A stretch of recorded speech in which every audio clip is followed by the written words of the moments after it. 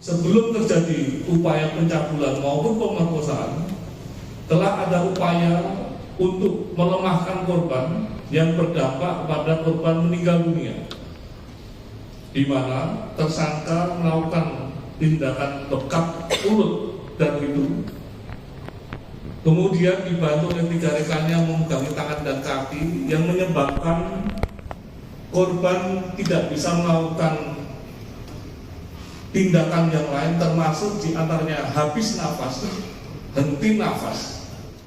Viral. 4 bocah tersangka pembunuhan dan ruda paksa siswi SMP di Palembang ikut tahlilan di rumah korban.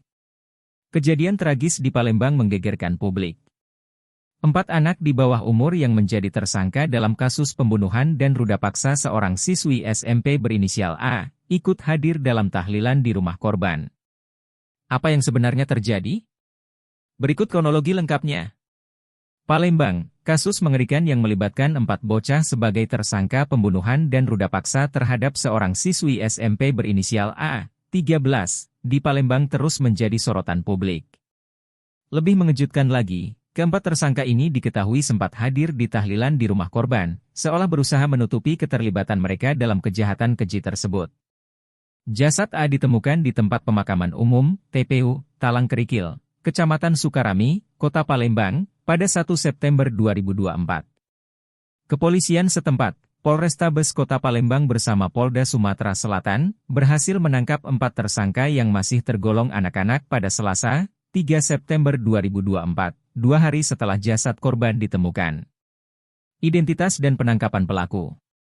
Dalam konferensi pers yang diadakan pada Rabu malam, 4 September 2024, Kapolrestabes Palembang, Haryo Sugiharto, mengonfirmasi bahwa para pelaku adalah Is, 16, yang merupakan kekasih korban, dan 3 lainnya, MZ, 13, NS, 12, dan As, 12, yang merupakan teman Is. Keempatnya masih berstatus anak di bawah umur. Mereka masih tergolong anak-anak.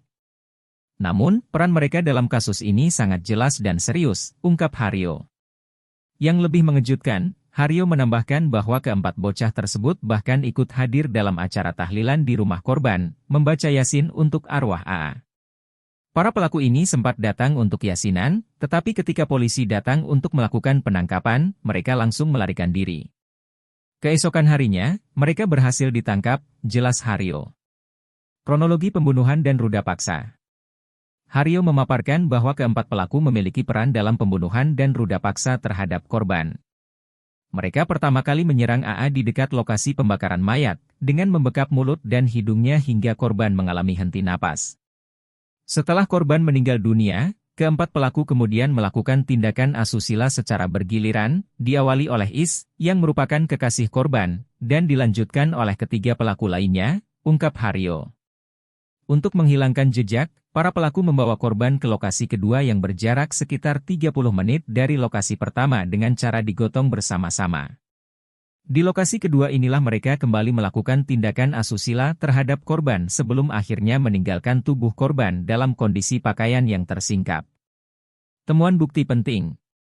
Dari hasil penyelidikan, polisi menemukan berbagai video asusila yang disimpan oleh para pelaku di dalam ponsel mereka. Menurut Haryo, video-video ini menjadi pemicu utama di balik peristiwa tragis tersebut. Ponsel para pelaku telah disita sebagai barang bukti. Mereka juga mengakui bahwa sejak awal memang memiliki niat untuk melakukan tindakan tidak senonoh kepada korban, tambahnya. Pasal dan ancaman hukuman. Keempat pelaku dijerat dengan berbagai pasal terkait perlindungan anak, di antaranya pasal penganiayaan anak, persetubuhan terhadap anak, dan pencabulan terhadap anak, dengan ancaman hukuman maksimal 15 tahun penjara dan denda sebesar 3 miliar rupiah. Haryo menjelaskan, para pelaku dikenakan pasal 76C, pasal 80 ayat 3, serta pasal 76D untuk pasal 81 ayat 1 dan pasal 76E untuk pasal 18 ayat 1 nomor 17 tahun 2016 tentang perlindungan anak. Kasus ini menjadi pengingat akan pentingnya pengawasan terhadap anak-anak dan pentingnya peran keluarga serta masyarakat dalam mengawasi perilaku anak di bawah umur.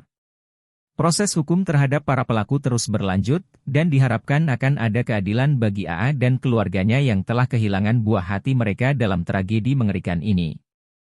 Terima kasih sudah menonton, jangan lupa subscribe dan like.